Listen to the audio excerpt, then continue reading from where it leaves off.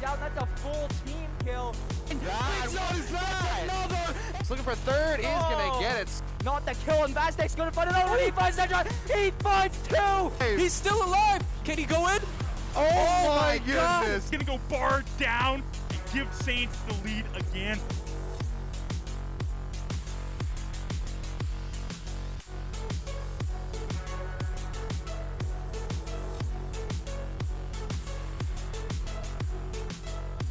I thought we would see the day, but we have ourselves some collegiate iRacing here on the Saints Gaming CA channel.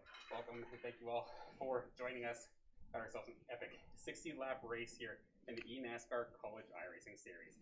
My name is Dan Banner, joined by John Zudima as well as Jackson Brown here. And this is, first off, interesting that we got 3 people on the desk here. Yeah, definitely. It's going to be a little bit different, but just a brand new setup all around here for today. Yeah, a lot of brand new stuff here we got today, and I'm really excited for it. I know you have been talking about it for a very, very long time. You've been very passionate about it, so I know this is your baby. This is what you wanted to see, and I'm excited to get something new here on the channel because it's been a little bit since we saw something new, but I'm definitely excited for it.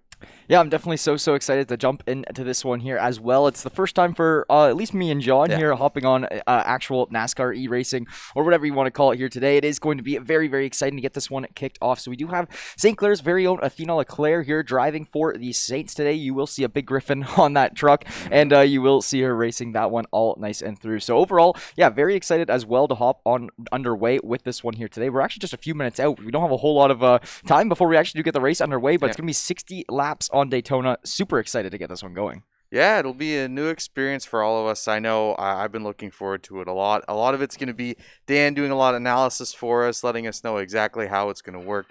And a lot of the exciting parts, I know I have a little bit of experience. I've been to a couple Indy races. I've been to Daytona. I saw NASCAR in Bristol, so I do have a little bit of experience actually watching some NASCAR, so it should be interesting. But this is a whole other beast, and I really like this. So I believe it was middle of 2020 is really where it started picking up, because when COVID-19 hit, a lot of people had to go inside. And I know I was watching some news stories about over in Europe, a lot of the F1 racers were all on racing sims, and over here we saw a lot of the NASCAR participants actually were on racing sims as well. So it reinvigorated the scene in a way, and a lot more people are way more integrated into it, a lot more interesting, and it makes, this whole scene possible.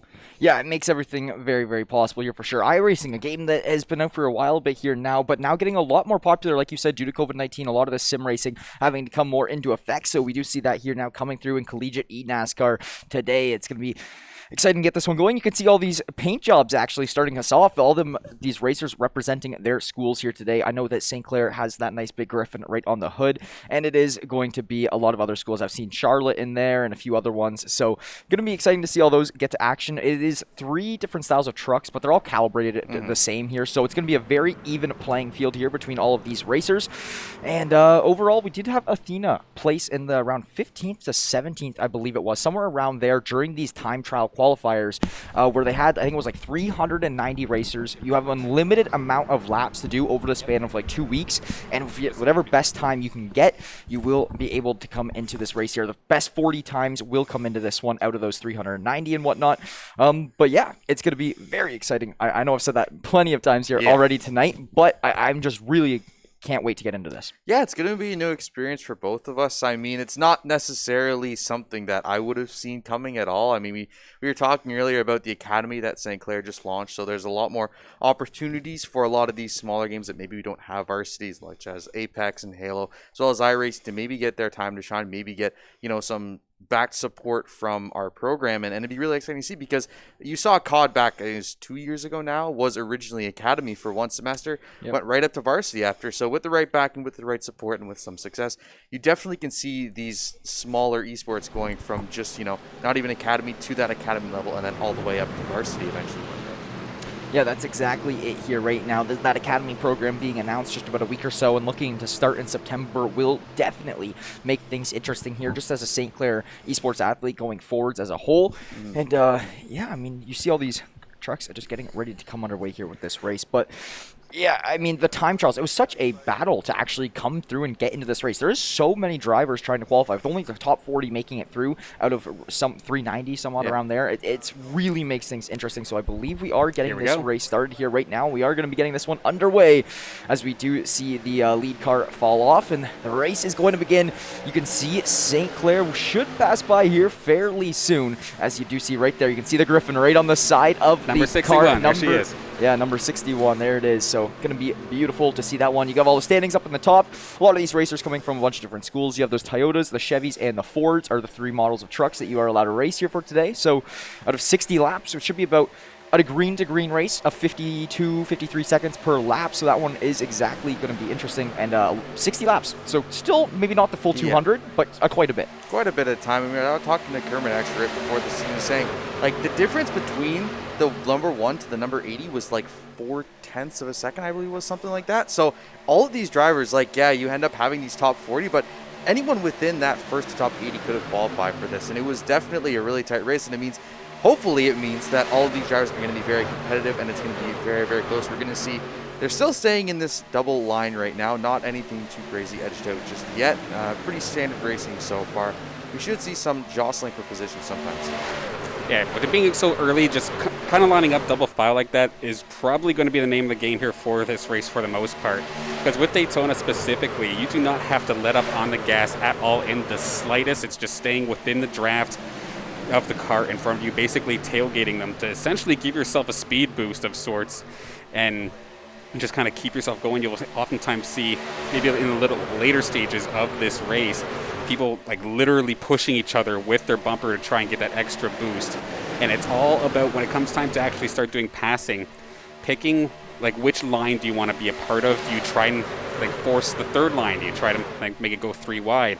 Because you need help to do that. This is not a track that you can get away with just like hopping out by yourself and trying to make the pass. You oftentimes will need assistance. And it's going to depend a lot early on in this race how patient these drivers are going to be.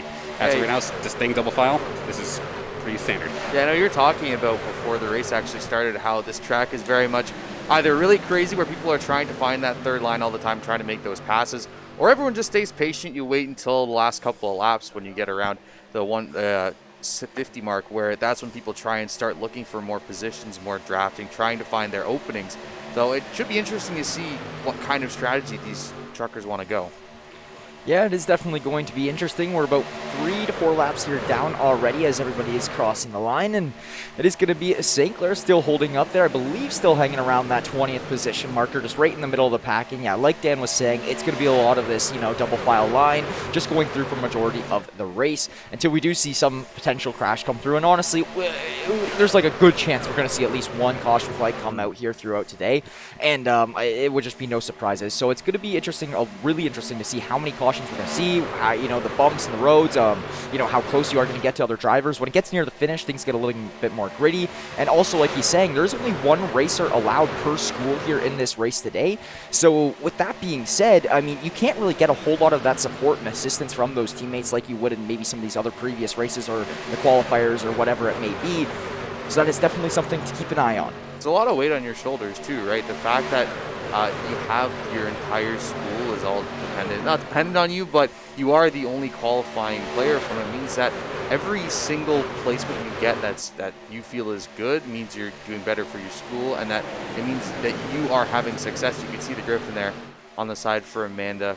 Doing pretty well so far. Still staying mostly in the middle of the pack. Hasn't really moved too much. Not too surprising about that. Obviously, you can see so far 5 laps in, nobody's really been jostling too much for position here. Nobody's really gone for any passes. They're just trying to optimize their path here, trying to get as much speed. And like Dan said, really you can just keep that foot on the gas pedal, keep yourself going for as long as you want to, and wait for other people maybe to get a little bit impatient. Yeah, at this point here, like just the front line as of right now, taking a look at some of these other drivers around us here. So we're going to have Reese Baum leading off one side from Auburn University, and then we have Santiago Tires, which if you've been following collegiate iRacing or even iRacing in general for the longest period of time, an ex-professional driver in the eNASCAR Coca-Cola iRacing series, which is basically like tier 1 for iRacing esports for Oval. So an absolute like devastating person to try and have to go up against. there on that outside line. Meanwhile, the rest of the squad, of course, just getting comfortable, to say the least. You could see, of course, Athena, like, I would be so worried for her right now here. And of course the Saints Griffin in 61, because of all places you want to be here in Daytona, I feel like the middle is always the most nerve-wracking position. Spots, like, it just, we see how close these drivers are together. It literally just takes the slightest of touches, and all of a sudden, like, the whole field could end up going down. So being in the middle is just such a scary spot to be in, because you might not even have enough space to dodge. Yeah. We see number 1 there just passed by Tira, as you're talking about. One of those super, super strong players. And he's been around iRacing for a very, very long time. Very accredited in the collegiate scene. And overall, it's going to be tough to beat him. I think there was a couple others as well. Didn't quite catch who they were, but I'm sure Dan will be able to inform us in a little bit. But, I mean, I was talking about Tires, Dan. Who else do you have your eye on in this race to really strike some more powerhouse moves into this lineup? I mean, from following the rest of the collegiate iRacing series, we oftentimes have a couple other drivers from our other leagues here that I do happen to recognize. Dylan Alt being one of them, initially qualified as the second driver, like second fastest in the time trials prior to tonight. But then there is also Thomas Toomey, who's another very scary driver. As we see the 95 actually getting a little bent out of shape, going to be a little bit squirrely all the way back down to the bottom of the pack. And that's a position that Athena took.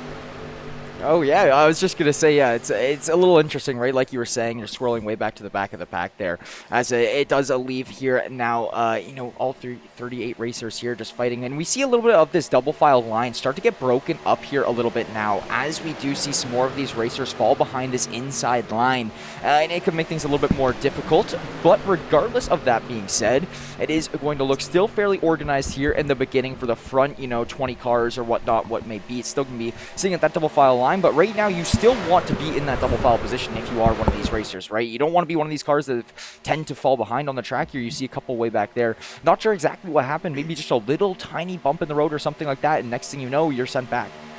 Yeah, you see right there, it was at 20th, now down at 21st. Amanda trying to find the way back into this race. And, I mean, it hasn't really slipped too far down right now, especially once that 95 went down.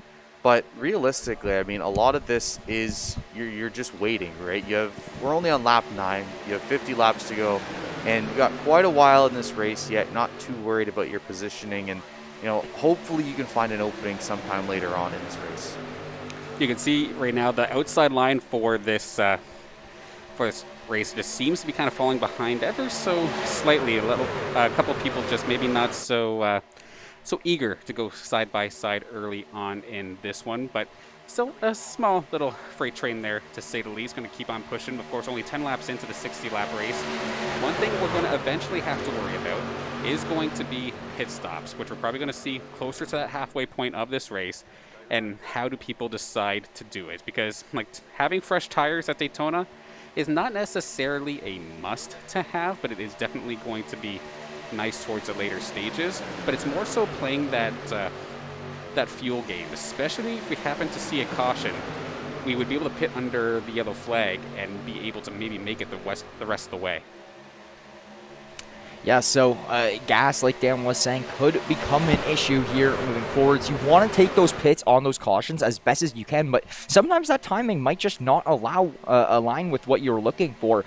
So the best thing would be here right now for all of these racers is to take the pits when you can. So we do see a bit of a move there down towards the backpack to try to cut in from that double file back into the single file line in the inside lane. And that's a little bit interesting, a little bit of a risky maneuver, but it's going to be a little bit more on the back line. So not going to affect these first 25 racers or so, as we do see some position changes come through, and it does look like we have a lead change as well. Baham will come in first up there. Now Tira is going to be dropping down into second after leading for quite a few laps here off the start.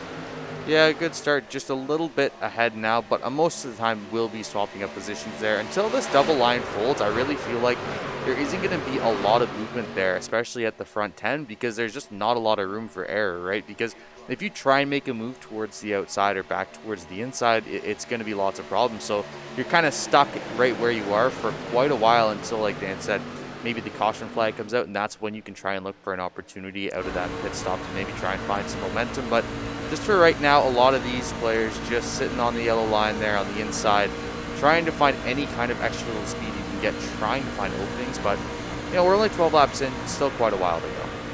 Yeah, there's still quite some time here to go, as we're only about, you know, a sixth of the way through, just a bit over, as we do actually have a POV here from Athena's car for this race, so you can see kind of what she's working with on her own end when driving here in this one, as it's going to be still just stick on this inside line, and still with this being so early on in the race, you just want to keep yourself safe at this point in time. You just want to make sure you're still staying up there in that first initial half of the pack, and still maintaining your positions, but without trying to cause any wrecks or out trying to take any major risks this early on in the race. So pretty standard stuff here from the opening position. We've seen some position changes come through, but nothing really too dramatic. Okay, I see one move onto the inside there. The 68 car does manage to slip in to the inside line. A move does get made, so a couple players kind of loosening up there on the outside, trying to maybe slip in to this first line, trying to find some positions, just awaiting their opportunity to join the single file line on the inside. At this point here, we're still following Athena at this moment, but a couple of the cars in front, literally going 3 wide. This is so early to be doing this, so this is like when the red flags and the yellow flags are going off in your mind, because something at any point here could absolutely get devastated when you have a car on each side of you like this.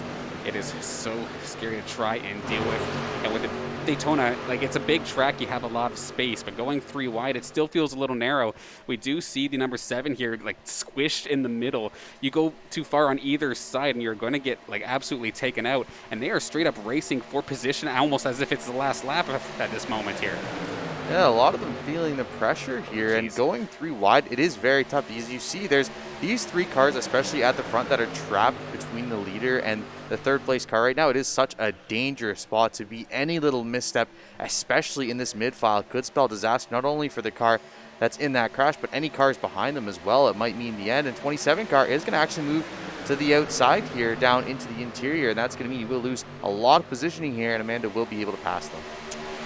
Yeah, that's exactly it. This 3 file, I can't believe it's still being maintained here right now. The fact that we've gone about 2 laps here already without any sort of really major impacts really happening here when it does come to, you know, contact with these other cars is pretty interesting to see. We start to see it fall apart here now a little bit now, which honestly, it was destined to fall apart at some point. You can't be racing like that for, you know, 15 laps and on. Like Dan was saying, it's almost like they were battling for a finishing position, but it's just not that point in the race where you're going to do that quite yet. So we do see this one fall back into a little bit of a single file line, except for this 97 car still up here just in this 3-way lane, but that will be tucking in a little bit here now. We're going to go back to this 2-file format.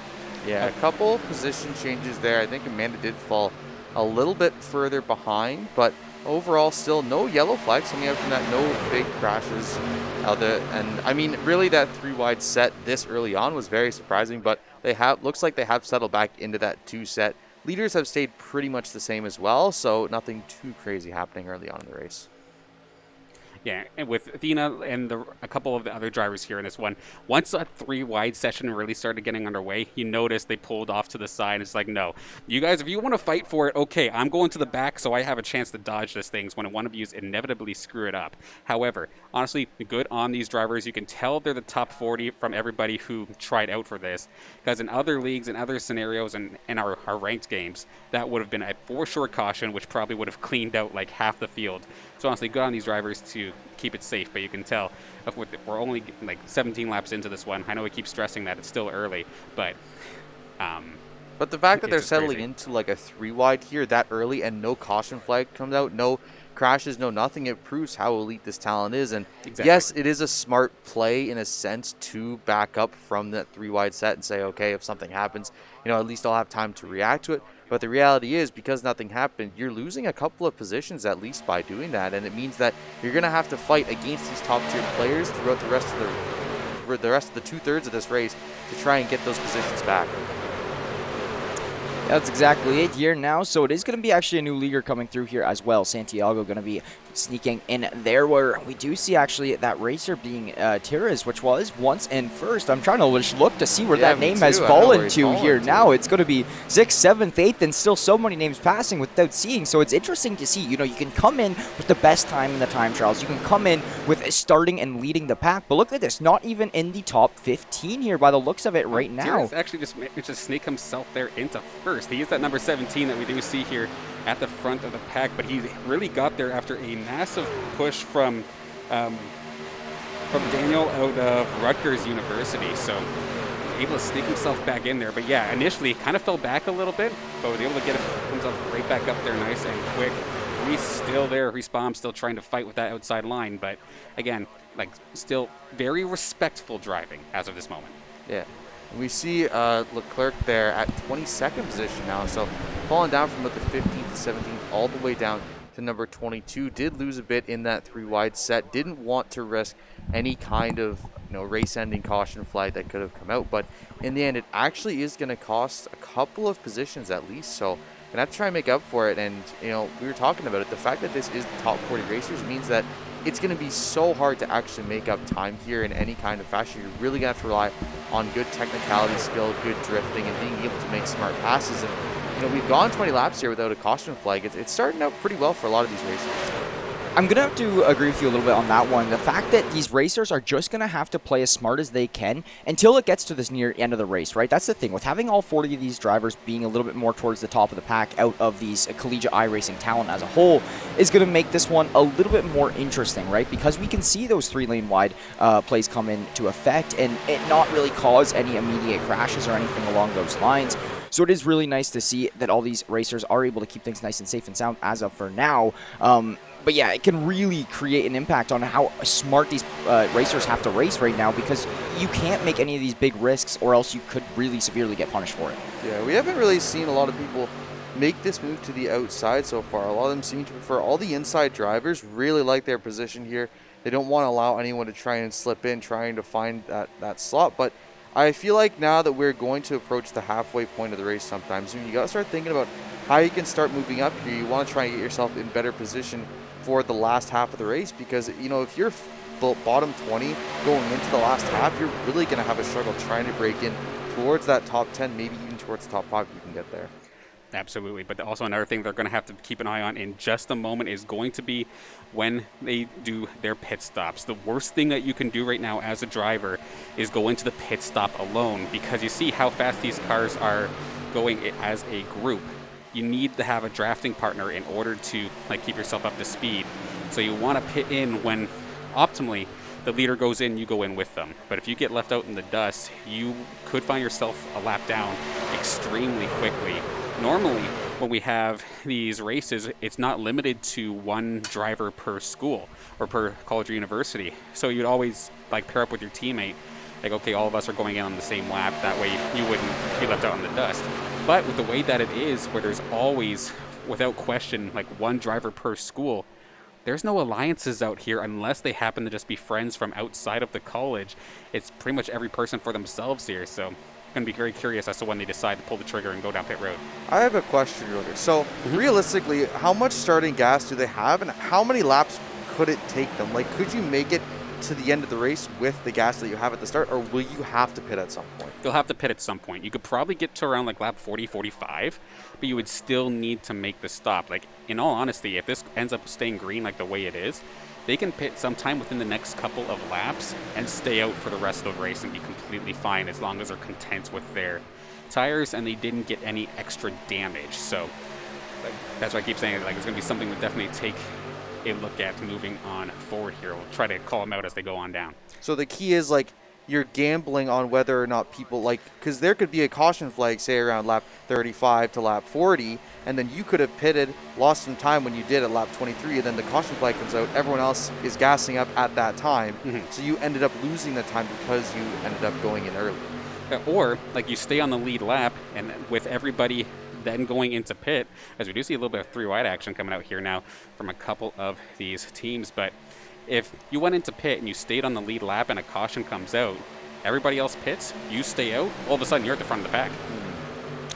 Yeah, so it's definitely going to be interesting to see how these pits are used, right? I mean, I feel like that's going to make or break a lot of these racers' race coming through here today is when do you decide to pit? I mean, when do you actually decide to make a play? As you see the 61 St. Clair car going to be actually getting involved in this triple lane action here now, right in the middle too, so not the place you really ideally kind of want to be, and especially near the back of the pack on this 3-line format, it's going to be a little bit scary. So We're just kind of holding on for dear life here as of right now, hearing all these engines soar on beside. You can get a little bit of a POV here right now. This is going to be number 11 here, but now we're hopping on board with this Leclerc POV from St. Clair, right in the middle of the pack. This is kind of what she's dealing with on her back end, back at home right now, and looking at on her computer screen, and it does not look too pretty, right? I mean, you have all these cars flying by on either side of you right now, and that's going to make things a lot more risky. You are just holding in for a safe and sound race because you do not have much wiggle room by any means necessary to your left or to your right, and there's the caution!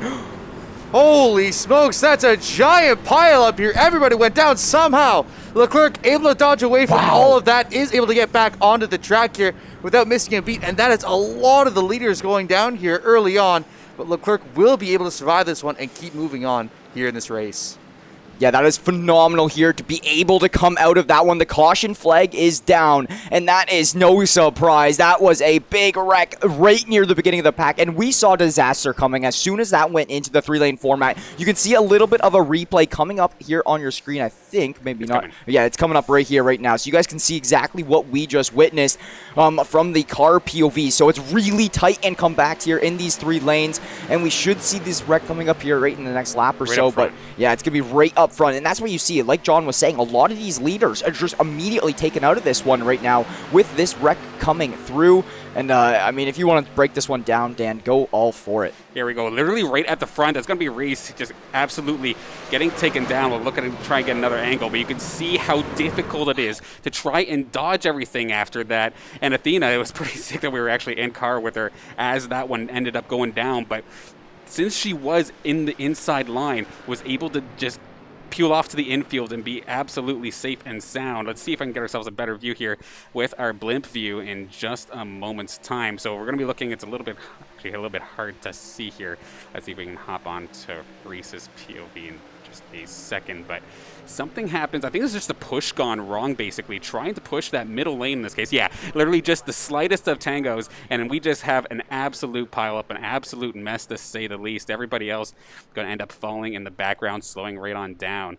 But that is a massive amount of cars now that are going to be messed up, and it's also going to make it that everybody's probably going to find themselves in pit lane in just a few moments. Yeah, and that's got to be a lot of racers out too. Like, you got to think that crash happened right at the beginning. There was a 3-wide set going on at that point, so a lot of those players, especially the ones in that second and third outside set, they had to have been eliminated. Oh, yeah, 100%. I mean, so, Dan, a quick question for you. So, when your car does get damaged like that, you can continue on with this race still, but you are at a severe disadvantage. Is that kind of what I'm hearing right now? The way damage works here in iRacing, there's going to be, like, 2 things. Like, depending on how hard the hit is, there's going to be optional repairs, and then there's going to be required repair. So you'd end up taking the tow truck here. Like we look here with Reese Broughton, like he can't even move his car barely at this point here. It's going to be crawling back to pit lane. But a situation like that, that is a lot of damage, and you have to sit there in real time. There is no fast repair in this one, unlike some of the other leagues that we see. As we do see now, going to try and see how many cars exactly do we happen to have in pit road at this time, and a couple people just like calling it a night after that, because you can be sitting in pit lane for up to like 30 minutes. Wow. And you might as well just call it a night if that's the case. Yeah, definitely. If you're in pit lane for 30 minutes, there's no way you're coming back in the race, but that is absolutely a huge blow to a lot of these leaders. Now you see at the top, Amanda Leclerc up there at 7th place. Wow. So gained about, I think, 14 positions there or something like that. Is going to be slipping a little behind. I think she did sustain a little bit of damage in that one. I don't think it was perfect escape, but it'll be interesting to see, because now, you know, you're up there in the top 10 with these top leaders. Like, you definitely have a chance to try and make a real statement in this race. Yeah, probably not a whole lot of repairs that actually need done here, or any mandatory repairs that actually need to come through. And that's the one thing that Dan was talking about, right? Mandatory repairs, and I don't think Athena's going to have a whole lot of those here in this race right now. And that is one thing that's going to make maintaining that 7th place position so very strong. As you see a few cars going off to pit, I believe, here right now. But regardless of that being said, a massive place and jump here. And there's actually a lot on the line here for this race. You place first, you're getting a $3,000 USD scholarship. You place second and third, I believe it's $1,500 and then $500, somewhere around those lines. And it's just awesome to see, right? Because now you jump up into this 7th position slot, and you are just neck and neck there for the money. Yeah, I definitely think you're in a much better place competitively, but we are going to see, most likely you are going to have to pit here sometime soon. I don't think the car was able to completely dodge out of a lot of that. Pit will be coming here soon. Yeah, they did actually happen while we were doing the replays. So in this case here, Athena would have been able to go in there, get tires, get fuel, as well as if there was any of those like small scratches or small dents, it probably would have happened fast enough to only amount to a couple seconds. Because, like, believe it or not, we're getting ready to go right back to green flag racing. Athena being shown in 17th as of this moment. However, that might switch once they cross the line one more time. So does it reset the lap count, or is it just because she was up in 7th place or whatever it was, and she went all the way down to 17th during that yellow flag? So I don't know what exactly could have happened there that she would drop so far. Okay, so maybe there was a little bit of damage that we were thinking, or that we were talking about. So probably could have lost a couple of positions on pit road, and then just the scoring loops didn't quite catch up in time. But that is my closest guess. That being said, though, 17th in Daytona, you are still absolutely in the running for this one, and it's still early enough in the race. But granted, now everybody, at least pit strategy-wise, if they play their cards right, they should be completely fine here. And with a couple top contenders in this race being heavily damaged or taken out completely, I mean, the favorite in this case is going to be Santiago Gutierrez there in that green number 17, but of course, it's Daytona. It could be anybody. Yeah, so it's going to be interesting to really see here how many cars are really still competing in this race, right? That's the big thing, because I know that you said there's a lot of cars that are going to be like, okay, if we're going to spend 30 minutes in the pit stop, I mean, why would you still continue to race on for tonight? So is there any way to, kind of really find out if there's any idea of how many cars are still actively racing here on the track, Dan? I can cheat and look at my statistics here in just a second, but we might not get a chance to. We have a little bit of blinking happening. A couple people lagging out, and this could very well cause a caution again. Or actually, we're going to be getting into a caution. Number 7 is going to end up going around here. And this is just brutal because that was all caused because somebody lag spiked. Yeah, you saw that actually. The car just consistently blinking means another caution flag. 2 in the last 5 laps here. And not as big of a crash or as dramatic of a crash as this time, but still, we are going to be getting another caution here on lap number 30. See if we can figure out what happened here in just a second. Bump this back and see where this accident ended up going. Because everybody just checked up. As soon as the car, not only did it blink, but it looked like it was crashing into somebody here. This number 7, I believe, it does make contact, but you see, this is unfortunately what ends up happening in terms of these crappy network scenarios. Athena, all the way up on the outside, is going to get rid of any sort of thread, just dodging any sort of damage. But a couple people's day, maybe not being finished, but now, even if they just pitted, they probably have to go again for a little bit of extra repair. We are going to see Athena actually move up to 14th place here as well. So after that, a little bit more of an upgrade there in positioning. Still not back to that top 10 position that she was in, but definitely in a much better spot here. And I feel like after that pit, feeling a lot better. And I mean, the fact was that could have been the end of her day right there on that first crash, right? It was very close. The fact that she was able to get all the way to the inside, almost hit the inside wall, trying to get away from that, was able to dodge it out and get all the way back onto the track before she hit the grass was absolutely massive. Yeah, so it is going to be able to maintain in this position. I don't believe taking any kind of damage as well from that most previous caution flag, as it did impact a little bit more towards that end of the packed row. But this caution flag is still out here now, so we are not still fully settled until we're back onto the green flag full-on racing yet. But we're already over halfway through this race here now, so with 2 caution flags coming through, I think we're doing pretty all right for ourselves. But that first one there, that was massive, and I don't think we're going to see something on that scale again. But this is exactly what Dan was talking about. Lots of cars who just may have pitted have to pit again due to these damages coming through, and you see it happen over and over and time again. Having some of these mandatory damages that might take 5-10 minutes could completely put you out of this race. Yeah, definitely a couple cars you can see there pulling into pit row, extremely damaged, are going to have to take a while to actually fix up. We are going to see a couple maybe just stop in for gas for a second, maybe get a fresh set of tires, and we'll be popping right back out onto the field there. Lap number 32 is here. we hopefully can get back into some green flag racing sometime soon, but we'll see, because last time we got maybe like 30 seconds before a crash came again. Yeah, all of these fighters, or not fighters, sorry, all these racers are going for Oh, they're positioning they're here. Yeah, fighting they are right fighters now. right now, right? I mean, might as well be a smash-up derby with these trucks here on Daytona.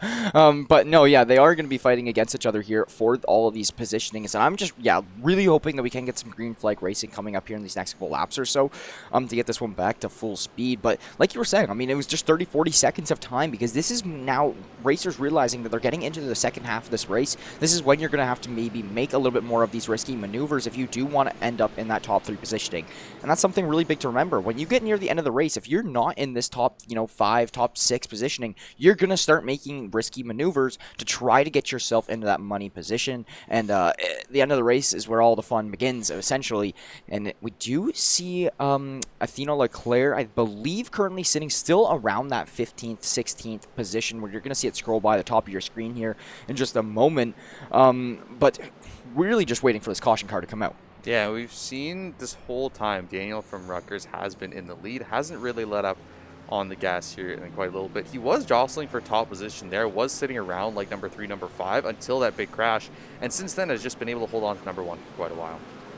Okay, so we were asking a little bit earlier, how many cars do we still even actually have in this race here? So from the past 2 cautions that we do have, we probably lost about 7 drivers here. Looks like Steven Wilson, Jose Salas, Blake Bottoms, Ryan Doucette, Hagan Johnson, and Jackson Shipley are all currently off the track, either currently getting repair or just straight up done, which would definitely be a heartbreaker. You don't want to get taken out that early, but sometimes just with the nature of Daytona, sometimes you just don't have anywhere to go. And that's why that inside line is always so safe, because if something does happen in front of you, okay, go through the grass, go through the infield. I'll take the little bit of damage from the grass on the bottom of the car compared to just getting my engine completely destroyed. Yeah, and I actually remember seeing Blake Bottom's name up there at number 3, number 4 consistently through those first 25 laps, but then after that crash, he's now completely done, and it's gotta hurt, because the fact that you were in a top 5 position and now you're completely out of the race, it's gotta feel rough because of how much time and effort you put into this one. Yes, currently bouncing around 13th and 14th is Athena Leclerc here, representing St. Clair in this race, so still in it, but only about, like Dan was saying, 7 drivers probably roughly around there out of this one. So we go from our initial 40 start, and we're down to like 31 here now, I believe, after coming through with all these qualifiers, all the racers coming in today, the 2 cautions, and it's really crazy to see us start at the qualifiers with 400 racers, now down to just 31 actually on the track here competing for these top 3 positions in this Daytona 60 lap race. The caution flag should be coming out here soon, as we actually do see it come out, and now that it's going to be starting the lights, and we are going to be getting back under to green racing, and this is going to be full speed here now. And I mean, we're already in a nice little double file line. We could see some big moves come through very soon, because we only have 25 laps left of this race today. Okay, somebody's already in the wall. That was in the back there, just instantly going 3 wide. That could have been very devastating, but it would have only maybe taken out a couple of people. But you can see, now that we've kind of hit the halfway point, it's like something like a light switch flipped. It's time to go. I have a question for you. So, Yep. like, when you're racing and something big like that happens, right, where a bunch of the leaders get taken out, there's a couple of caution flags for about like 8 or so laps there. Do you, as a driver, tend to play less aggressive in that time because you've seen all these crashes happen, or do you say, okay, the herd's been thinned out, there's a lot less positions here for me to take, now is my time to start moving forward, trying to go for maybe something a little more risky, trying to find yourself a better position? Most of the impatient people would say that's the go time, but you have to remind yourself there is still 30 laps in this, and now 25 laps in this one. And that is still plenty of time for somebody to screw something up and not even be anything that you can deal with. So you still have to be extremely cautious around any maneuver that you do end up trying to make. And right now, other than that little pack at the back, a little bit of cutoff action happening down on the straightaway, but otherwise, so far so good here. Somebody plowing through the center actually, though, right above Athena, could make things a little bit difficult, but otherwise, okay, kind of fell back a little bit. But yeah, you have to be extremely cautious still. As much as the herd has been thinned, like you said, you can't get too antsy. Yeah, we are going to see. Oh, she's moving up there a little bit. Yeah, we are going to see still hanging around this, 12, 13 positioning. But, yeah, really starting to move up here a little bit, and this is starting to get fast. You do have the leader's POV here right now. This is what you're seeing if you're at the front of their track. It looks pretty nice, eh? It's a good view, open road in front of you. The scary thing is you got like 30 people right behind you. Oh, yeah. So all you see is open road, but all they see is your fender.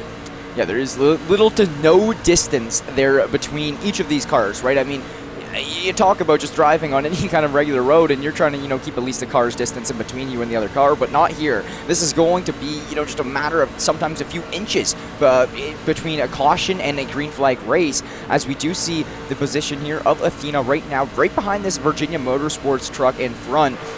Just going and just right in the middle of the pack. Good for Athena right now is the good thing is that she doesn't really have anybody kind of immediately around her, which really does help out just kind of avoiding cautions and giving yourself time to react to them. But we're starting to get back into a little bit of this double file line here. You do see number 4 car going off for a potential pit stop there, and without that being said, it is going to be right back into the action. All these cars grouped up, and it is a neck-and-neck race here. Yeah, I feel like watching this so far, Athena really has a tendency to stick more towards the inside. Did force there's one car going to go off as well onto the grass there, so a couple cars dropping off here from the leaders. But I was going to say, Athena doesn't really tend to go towards the outside. We saw her go in the 3-wide set, went for that middle position for a little bit, but most of the time is kind of sticking to this inside safer route to give herself a way out if another crash does happen. Yeah, this is just kind of biding your time ever so slightly, just staying a part of that lead pack right there for Athena. Like this initial group of 18 to 20 cars here, because if this does end up going green the whole way, it just takes one error, like we were saying before, to just take another swing through the entire field. And again, with Daytona, as long as you are on the lead lap, you are absolutely capable of winning the race. If she was able to continue to dodge wrecks like she did in that first caution, could very well take the lead, but at the same time, still plenty of time to try and make your move, as we actually do see a push towards the center here. That's going to be the 198 going to be shoved all the way out, and he has no help out there, and that is going to be brutal, going to just fall all the way back. Yeah, definitely not where you want to be in the 3-wide set on the way outside there. And I gotta say, I really like how each car is so well designed to each school. Like, you see all the individual, emblems, you see all the, all the artwork that they have on these cars. It makes it feel really personalized. You can see the GCU there. You see the Rutgers up at the front, and there's the Saints Griffin that you see on the side of Athena's car. Like, it's really cool seeing how they've personalized each one of these to kind of fit their own and to represent their school really well. Yeah, it's really awesome to see. The fact that you can actually have those customizable abilities here in this game really makes it nice, especially in the collegiate scene, to show some love back to those schools that you are either an alumni from or a student from. And that's one thing that also makes this a little bit interesting. You can be an alumni and you can come through and race compared to some of these other varsity titles that we actually do see come through. So that is nice to see. But we do have a point from Danners here ready to come through. Yeah, and in the Collegiate iRacing League, you can be an alumni, but not for this one here. These are all students here in the eNASCAR iRacing series or college iRacing series. But that is, like you're saying, that is kind of a cool thing, and we've definitely had the benefit. Like the Saints specifically, we have Robbie Vrabel Jr., who is a spotter for Zach Novak, who is currently a Coca-Cola iRacing series driver. So a tip-top crew chief with all the strategy and all the car setups, and would go onto the track here and straight up practice with us, even though we are all we're not worthy. Just being able to share such knowledge, it just boosted everybody on the squad. Yeah, it's got to feel good. And I was going to say, the fact that you can personalize your car reminds me of all these overlays Dan does for all the different, we have the Valorant ones and the COD ones where you have the Saints screwing them on. It's always so cool. I was like, I wish you could actually use that in game. That'd be awesome. But here you can. And I mean, it's definitely something unique that iRacing has that maybe a lot of other esports don't. But in the meanwhile, Amanda's still jostling around that 18th position there. We'll try and find a lead, but sticking with the lead pack here is really big. Yeah, that is going to be now actually in our last third of the race here now. Already on lap 41, so we might start seeing some of these more riskier maneuvers come here sooner than later. And you actually see some of these cars, like even the 52 car, I believe that is right there, very, very damaged down. So there's some people just kind of holding on for their lives at this point in time as well, just trying to just stay involved and just trying to maybe get lucky or something like that along those lines. We do see another 3-lane wide here now with that number 10 one car way out on the outskirts. Like you were saying just a few laps back, being on those outskirts is not where you want to be. It's actually going to cost the ISU car a few positions there, as being forced out onto the third lane, and then you're going to want to get back into safety and not throw the whole race away, so you do sneak back in, but you do fall back a few cars. And then you can see what happens when you try to make the move yourself, and then all of a sudden, like, no one's there to help you. We were looking at that white and pink 198. That's Connor Hale out of Tidewater Community College, but got stuck out on the last lane, and all of a sudden, you were like second or third. Now you're like back in 10th, 12th, or something along those lines. You're going to need like a dancing partner in this situation, but you don't have teammates. So like, who are you going to pick to either help or get helped by? Or is everybody going to be just extremely greedy and maybe accidentally cause a wreck? We'll have to see as we move on forward here with just under or just over 25 laps to go. Do you see ever a lot of times where, you know, you're coming into a race like this where only one representative can come through from each school? So do you ever see times potentially where, like, okay, I help you on the track earlier in this race and this racer returns the favor later on? You see that quite often, for sure? Yeah, absolutely. We were talking to Athena even on Bird's Eye View a little bit about it, like how do you go into it? And you kind of get used to running with a couple of these people after a couple of laps. Some of them from just other leagues, like say the Collegiate iRacing League. And you know, it's like, okay, this person's raced me clean before. I don't mind helping them. Or, okay, this guy is an absolute idiot, just wrecks me constantly, or cuts me off on the track, or damages my car for no reason. I'm leaving you to the dust if the situation happens. Like, situations like that absolutely will happen, even if you don't necessarily know them personally. Just the racetrack experience, whether it's over like other leagues or just from the short time we're on track here, can make or break the difference in the later game. Yeah, it's really interesting about how, like, respective you can be as a person and as a racer can actually benefit you so much or hold you back so much in these races. And it really just puts a good playing field out, because it really allows a lot of these racers to want to have good courtesy with their opponents, just knowing that you know, they're going to be the people you're going up against. They can be the reason you're either in a wreck or you're not, and which, knowing that a lot of that is in the other people's hands, is definitely going to make an impact. So Athena looking to build a lot of good relationships here with these racers, whether it be here in this race today or in previous ones that she's already been involved in previously. But yeah, still just right behind this Virginia Motorsports truck, just trying to stay safe at least, right? You're still 15 laps. That might not seem like a lot, but that's still a quarter of the race, and that's still at least another, you know, 15 minutes or so of race time to allow to come through. But this is the time when you got to start thinking about how you can move up, right? Like, you're not quite in that top 5, top 7 where you kind of want to be, where you only have to make one move in order to get yourself in that high position. Right now, sitting quite far back in this leader pack. So unless something happens where you have something like that happen on lap 25 where a big crash happens in the leaders, you're not going to be able to get yourself any kind of position. So we are going to probably see some of these people that are further back in the leader pack try and make some moves to get forward here in the next couple of laps. Yeah, and now just a couple more laps to go. To be honest, everybody's being very respectful once again. Like, next to no like three-wide action, no even attempts. Nobody's even pushing each other as of this moment. Granted, these trucks with the back ends being a little bit higher compared to some of the other NASCAR vehicles that they might be familiar with, you do kind of give a little bit of a lift, and we saw that first caution, what happens when a push goes wrong. And we might actually get a little bit of squirrely here. That's going to be the number 80. I think either just might have been actually a lapped car in this situation, just trying to get out of Dodge. Yeah, so everybody's okay. But yeah, some of these drivers just trying to survive, like you kind of said a little bit earlier on. Because even though you might be extremely heavily damaged, you don't have yourself a spot for the win, you could still up in like the upper 20s if you pass all the cars that are crashed. So you're just almost racing for respect at that point, Basically. and just racing to show that, hey, like, maybe even just building friendships in the community or something like that to, you know, help you in future races or something along those lines. Just basically proving, like, hey, just because I'm damaged doesn't mean, like, I'm just going to completely up and leave right now. I'm going to still, you know, come in here. I made this race. I'm going to sit down and take this hour or so and come through and actually race it out.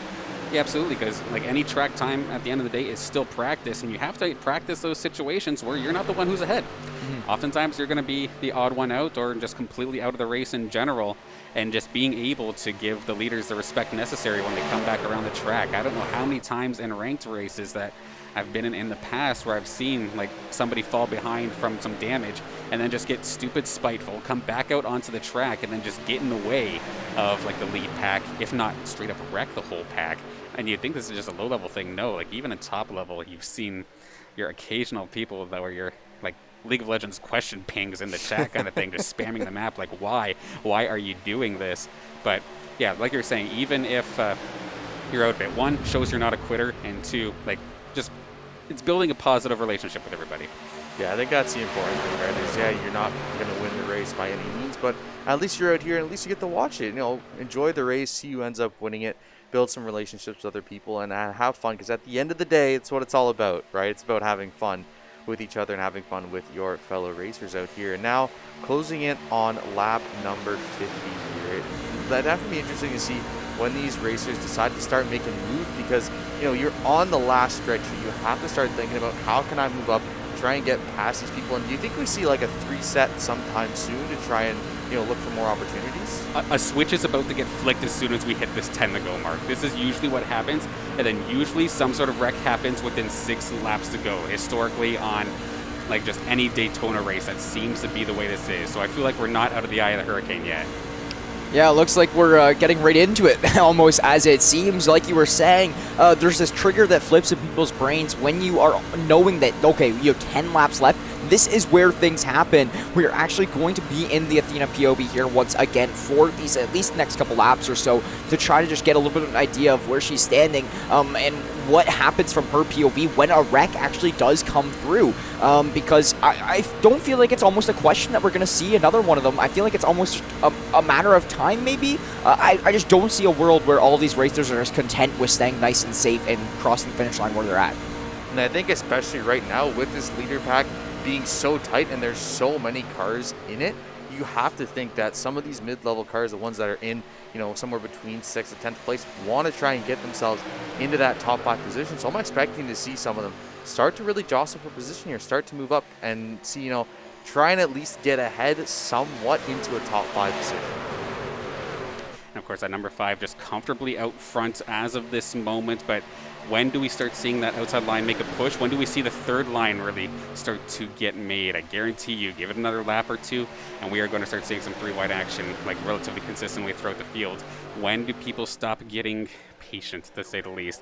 Because it's kind of eating at you now. It's so worrisome that like you might be in the middle of the pack or at the back of the pack. It's like, wait, maybe there isn't going to be a wreck in front of me. Maybe I have to move. And if anything, that's usually when the wreck actually happens. And if cars are going to be blinking like this with a couple extra network problems, that's not going to make things any easier. No, definitely. You already saw what kind of damage it could do around lap 29 when that second caution flag came out. But for Athena, sitting at 17th right now, kind of been staying pretty much the same position throughout most of the last 10 laps, so I am expecting a push sometime soon from her to try and find at least a better position. Obviously, it is tough. You are at the very back of this leader pack, not a lot of space to move, but maybe looking for that 3-wide set again. It kind of worked last time. It was able to escape that big crash and able to move up a couple positions, but it'll be interesting to see how she moves. And to think 3,000 USD in scholarships on the line here. Nobody wants to be the one who pushes the leader to earn that. They want that for themselves. There are no teammates here now that were within the next couple of moments. And sure enough, here we go. 3 wide for the lead once again. Number 5 down on the inside. But that middle lane being formed in that outside lane there, that's going to be the 88 as well. Trying to make something happen, but you can see it just doesn't have the momentum right now, and it's falling right back right away. That number 5 has a lock on first place on the inside, does not want to give that up at all because he's been holding on to that for so long. But look, the inside position here is actually going to be taken over by the middle, and we're going to have a new leader for the first time in quite a while. This inside line starting to fade away. Yeah, the inside line typically where you want to be, but it's getting a little squirrely in that second little car line there. We're really close to maybe seeing another caution come through, and that would have been right at the front and would have caused a lot of impact. However, it is still going to be neck and neck here between these cars. It's actually going to be the number 5 car regaining the lead here with just 7 laps to go in the race. And, it's just neck and neck right now. It is like every car fighting for a position at this point in time. It's getting very, very close. You see that middle line car that is going to be the green and white one. They're coming right through and really putting quite the number and getting very, very squirrely. And it's going to be some racers getting forced to the inside. That's actually an inside line cut now. This is going to be a problem lap. Traffic coming up on the inside line, and they are in a train here. This inside line's going to have to figure out something to do. And if it's 3 wide, are you going to try and make it 4 wide? This is a collision course ready to happen. Number 5 there, and it's going to be Talbot from the University of Alabama going to just instantly go right to the middle. And you can see they're going to squish, but this is going to be very hard. And we're going to see a little bit of bumping, but nobody getting spun out as of right now. Solid job there from the lap cars to finally get down. But here we go. We're going to be spinning right through the center, but they're all going into the grass, going all over the place. Did Athena make it through? I'm not 100% sure if she did. Yeah, she did. Yeah, she's up there. She's up there. She made it through of that pack. She is like literally one of the last ones to make it out of there without looking as too much of a scratch. So you can see here, Athena should be coming around. Oh, but that is actually still quite a bit of damage by the looks of it. It is going to be a pit stop, I think, looking to potentially come through here soon as well with all these caution flags in effect. But with that being said, Athena in number 9 right now. Yeah, I think she might have to take a pit here, but with only 6 laps remaining, do you want to opt for it at this point? If you have front end damage, that is your speed completely gone. If you ever get yourself into the position where you're the one out front, all of the wind hitting your damage is actually going to slow you down dramatically, making you a liability to everybody in that line. But if you happen to make a last lap pass and you don't have to worry about it, you could be A-okay. We're going to see right here, right now, okay, got hit from both ends there. Granted, I don't know if that's going to be enough to cause some serious damage, but that was not a light hit by any means. Yeah. No, it definitely could have been worse, though. The big thing is the fact that she wasn't spitting out is the big one, right? Where you're able to stay in that line and at least make it through, but at least able to continue racing with these other 10 cars up in the front of the pack. But there is actually quite a few cars taking damage in this one. It isn't going to be just Athena coming through. It's the only, the top 3 cars made it through without taking that much of a scratch. Never mind, I take that back. They're even getting some impact of their own. I think the only car that really didn't take a lot was Talbot, that car from Alabama, I believe you said. He's the only one able to come through, I believe, squeaky clean.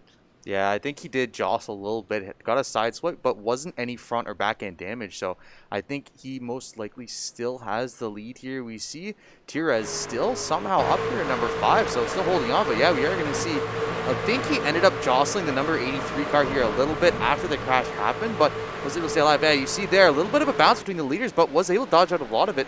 Was able to keep the lead here. And now with only 4 laps remaining, I don't know if anyone's going to be able to catch him.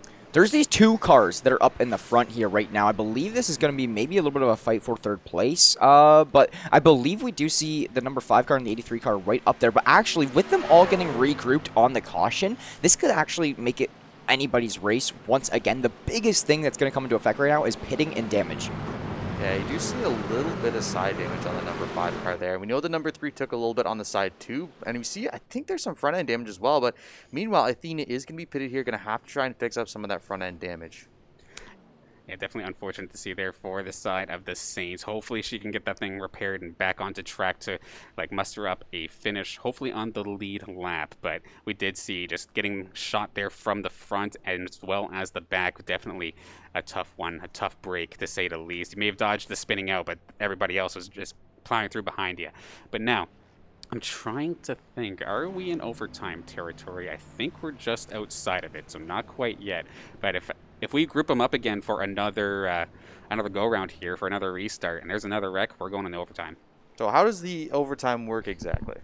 Okay, so this is what we call the green-white checkered. So basically, you would have everybody bunched up. It might go past lap 60. But we want to give it an attempt to at least make it finish under green. So what would happen? We'd group everybody up 2 by 2 as per usual. We take the green flag. If a caution happens before the next lap is finished, we group them up and send them away again for another caution period and then try it again. So you try and finish the last lap on a green flag. Yeah, okay. But if they get the white flag and they make it past the line, once the white flag is thrown, whichever flag comes out will finish the race right there. So if a caution comes out, as soon as the yellow flag is thrown, you freeze the field right there. It doesn't matter who gets to the line. It's whoever was in the lead and in what position when that caution was thrown, which very well could come into effect. But it looks like we're going to have at least one more attempt at a regular restart here. The pace car's lights are out. We will be going green this time by. Will Athena make it to the line this time by? She will actually.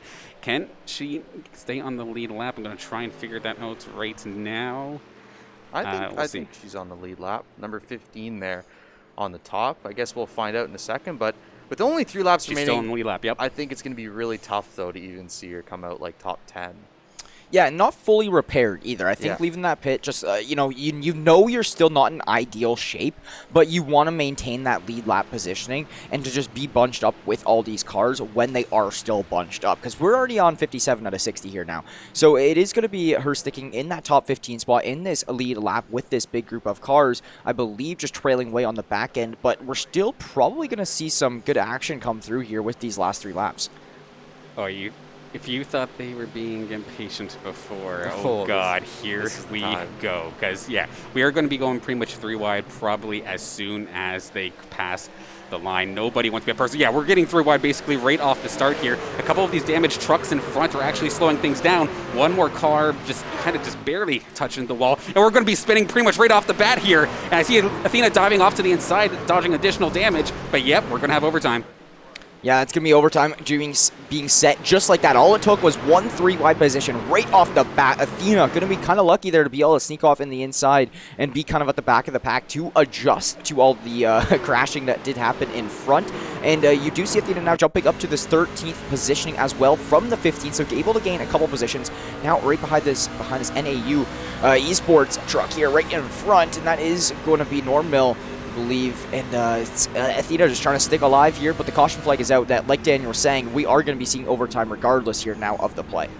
So we'll get a couple extra laps in here, and I mean, you were talking about when you hit that 6-lap marker to go, like that is when everybody just becomes really impatient, and you saw twice now in the last 4 laps we've had caution flags come out. So I mean, this is the crunch time, right? This is when you try and find that top positioning, because this is the last couple laps of the race. This is when you start moving up, but you see just a small mistake there. It's a little bit slower of a truck. Somehow Athena able to dodge away from that damage and able to survive it. A couple cars actually went down. It wasn't too bad, and it didn't really affect the top 10 leaders, but still something significant that did happen.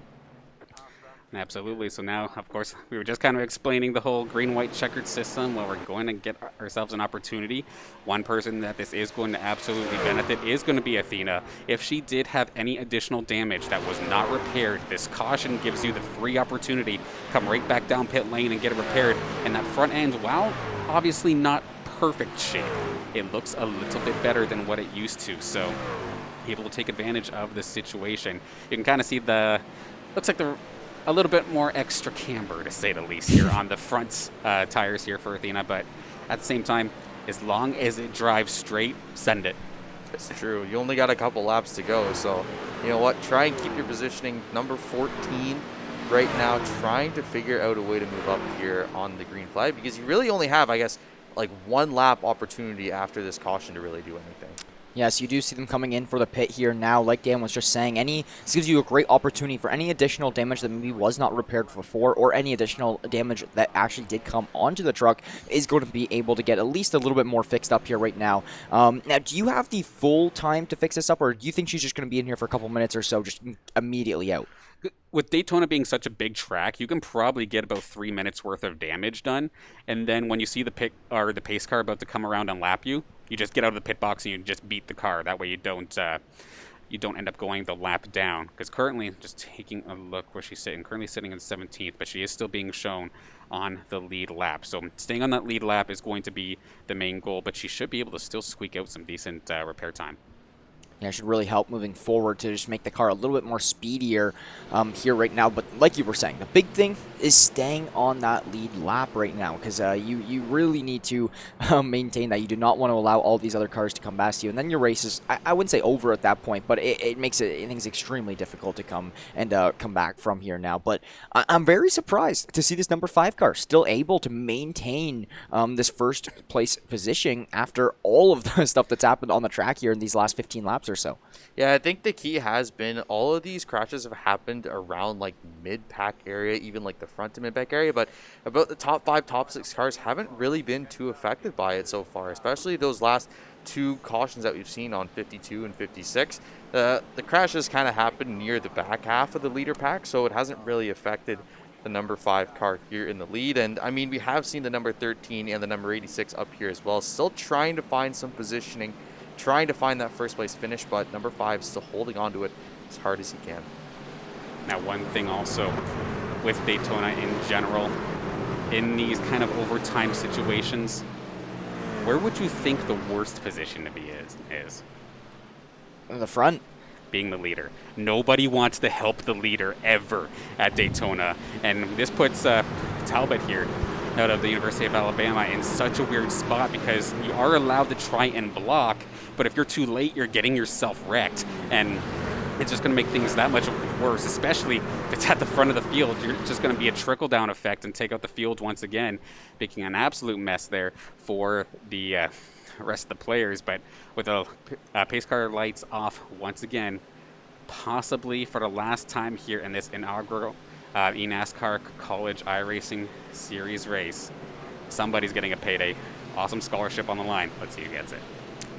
Yeah, it's going to be really interesting because if you're in the number 5 car right now, you're bunched up again with a few of these cars. So you got to regain your position. Number 13 is going to be fighting for that. The matter that there's such a big jump between the second place scholarship and the first place scholarship is going to make these cars fight. Like, it is double, right? I mean, that's the big thing. It's a $5,000 total prize pool, somewhere around there, coming through, only giving to the top 3. So if you're especially even in that 4th place position, you are going to be doing whatever you absolutely can to sneak in and squeeze in. You will see the initial car going to go off to the side there now. Then the lights are going to be flicked on as we're back to a green race, and we're going right to triple file line here once again coming through, and it's going to be a very interesting 2 laps here.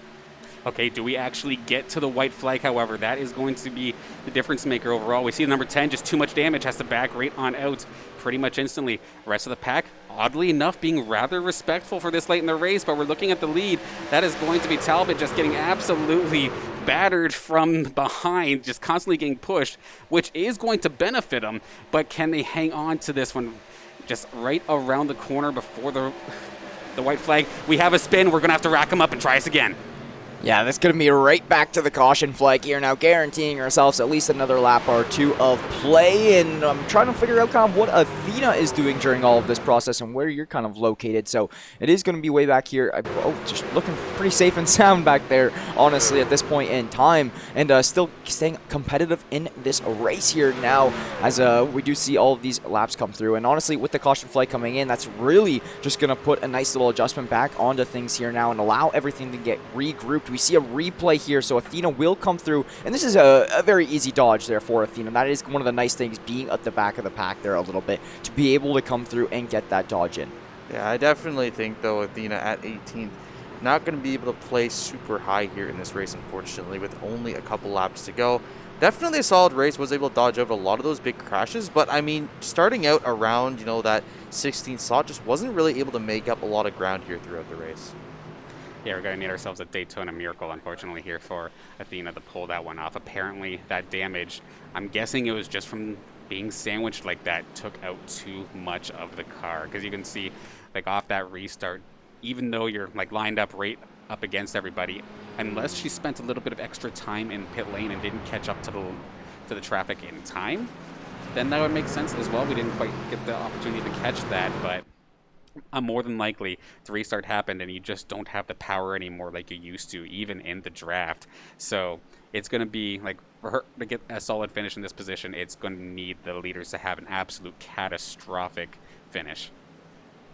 Now, it is really interesting because you pointed out that all of these cars are calibrated, very similar. But in the top 10, all we see is 8 Chevys and 2 Toyotas. So it's pretty interesting. I mean, you're talking about there's not a little bit of much of a difference. But do you think, as a driver, you would definitely have a preference for a style of truck that you have going into this one?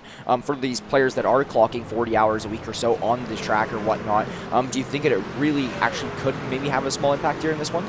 More so personal preference, I do believe, because there's not necessarily like any major changes. It's just, at least personally, it's whatever brand you, I guess, like better in that situation. But I mean, when it comes down to it, like a lot of these drivers that we are seeing here today are also a part of either the Road to Pro series or the eNASCAR Coke series even sometimes. But when it comes down to certain adjustments, certain like open setups where you get the opportunity to like tinker with your own setups and customize it, you might just be used to that kind of style of car anyway, so you just kind of stick with it.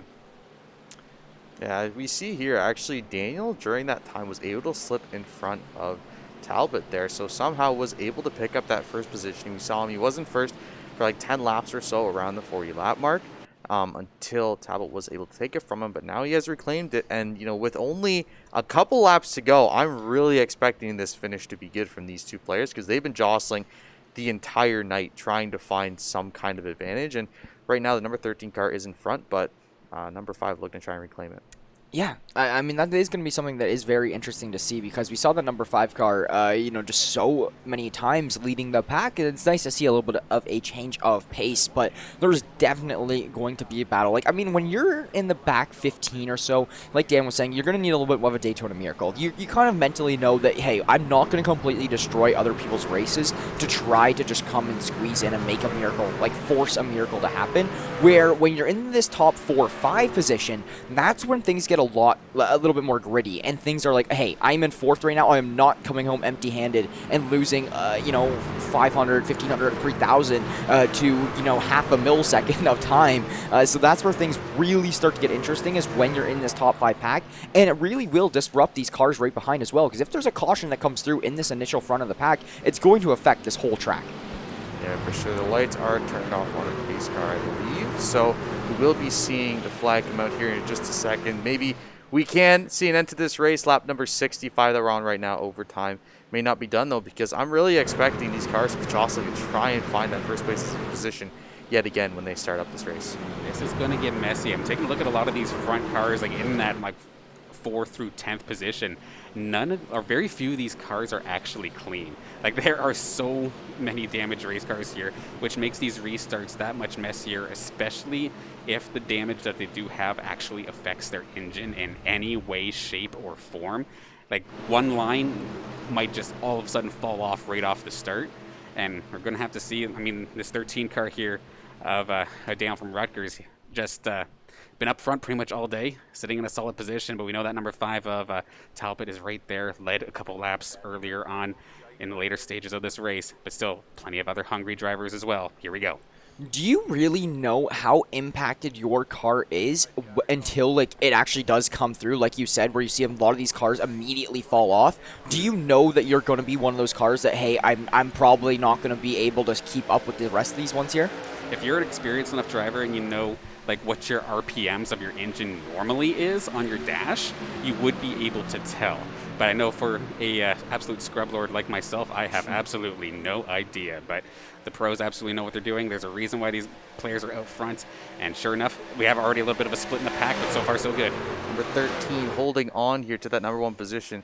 5th, the first time all race he has taken the outside position here, trying to find a way back in that first place spot, but number 13 car does not want to give it up here. Lap number 66 almost finished here, looking for that final lap here. No crashes happened early so far. It's been a clean lap, and now has fallen all the way back. The number 83 has actually moved up to that 2nd place spot. Can there be some kind of recovery? A couple moves here to the outside, but still nothing happening. This could be an interesting finish to this race. Yeah, it's really interesting to see how far Talbot's actually fallen back, but he is coming right back into this one, neck and neck here for first place, and actually a little bit of a boost from the outside lane will allow him to cut in front. This 13 Rutgers car going to have some troubles here now. This one is going to come down to the wire. The white flag is through, and this is going to be at the finale no matter what we see, I do believe. But oh my god, the Talbot car sent right to the outside from leading in the front of the pack. There's a massive wreck. They're still trying to finish one somehow. Number 13 car has held on. The number 5 and number 86 car are gone. It's just him left. He's trying to hold on here, spinning out a little bit. The number 91 car out of nowhere has actually picked up first place. Number 29 right behind him, the Rutgers car falling through. That's going to be another couple spins here. We'll see. Oh, they'll hold on. But in the back, everyone's spinning out, but it doesn't matter. Number 91 pushing through here. Can he find the finish on that checkered flag? Number 29 trying to make a move to the inside. Can he get past? No, he can't. Number 91 still holding on. Position trying to move here. A couple into pit lane on the inside, but not going to find it. Number 91 moving all the way out in front. Nobody can keep up with him. He is opening himself up to the lead, and that is going to be it. Absolutely beautiful. Wow. I can't believe he ended up winning that race out of nowhere. Middle of the pack. He was not even in the initial front five before going into that one. The big crash there. Talbot getting sent way out to the outside. We see a little bit of a replay here. So he actually was in that initial front little 4 or 5 group, but not near the front of it. Not in a money position. So you see those 2 cars fall off. Then you have the 13 and 85 Rutgers car up in front, but that Rutgers car not going to be as fast. It has so much damage done to it that it allows the 91 car actually saw the number 91 tipped the back of him right before he got out in front. I don't know if you caught that. It was a little bit, but it was just enough to slow down the number 13 car, and he was able to take that lead. Yeah, and all the littlest things going to make such an impact here in this race to allow Colton to come through and get that number 1 place finish. Now, we do have these finale positions coming through, so Dan, why don't you maybe try to dissect that one here a little bit for us and kind of who we have coming through from where and whatnot. All right, so just to kind of finish up here with the actual winner, of course, that is going to be, of course, the 91 of Colton Salick out of, let's see if I can get this right, Embry-Riddle Aeronautical University. And you know what's absolutely absurd? Of all of the time trial qualifiers, Colton was qualifier number 40. Wow, that's crazy. The last seed in this race just won $3,000 of scholarship. That's crazy. The fact that he was literally so he was in last to start this race. Yeah. And he got, that's crazy. That just makes the storyline even better from what it already was. Just unreal stuff, because you know what? All it takes is for one racer on the last day of time trials to beat out his time, and next thing you know, he's not even in this race. Now you're in this race from the very end, going to end up in the front pack, he's going to do a little bit of a spin there to celebrate winning that $3,000 here tonight. But we do still have another $2,000 or so of prize money getting sent out to some of these other racers as well, so that is very nice to see, and overall a great experience here tonight on the Daytona track. And for me, the fact that the number 5 and the number 86 car in the lead for so long, especially the number 5 car from Talbot, able for like the last 10 laps there, was able to hold on to the lead, but just a little hesitation there on the final lap, ended up hitting the sidewall completely out of that final part of the race, and out of nowhere, the number 91 car coming up and taking the win. It's absolutely unbelievable. Yeah, it's what you love to see here right now, and that is going to be, looks like Athena finishing in the 17th position here today, and honestly, that's kind of right where she came in after the qualifiers, and you'll take that for sure out of those, the 38-40 racers that came through to actually race this race today, out of the 391 it was doing these qualifiers, to come in after all of that at 17th, you call that a pretty damn good day. Yeah, and I think for sure there was a couple small things. I feel like that, especially that last caution flag, the little bit of damage she took on the front of her car just put her a little bit too far behind. Wasn't able to quite catch up to that lead pack again after that. But still a pretty good race day. And, you got to feel good. Despite the fact that it might not have gotten into that top positioning, definitely a feels good race. The fact that you're able to come out and finish it is that's huge. what I was just about to say. At least able to come through and get to completion on the race there today. And still in the top half of things, right? For sure. And that's just absolutely fantastic given the condition of the car. We're going to go quickly over the top 5 finishers of this one. Of course, Colton Salick going from last to first out of Embry-Riddle Aeronautical University. Then in second, we haven't said his name like this entire time, but Sean Jenzik in the 29 was the 36th seed. So another upset coming in through in terms of that positioning out of University of Rhode Island. And then Daniel out of Rutgers, I'm going to try and get his name right here. I knew I would mess it up if I tried to say it fast, but Daniel Budafuco is going to be in third position. Just absolutely crushing it there out of Rutgers.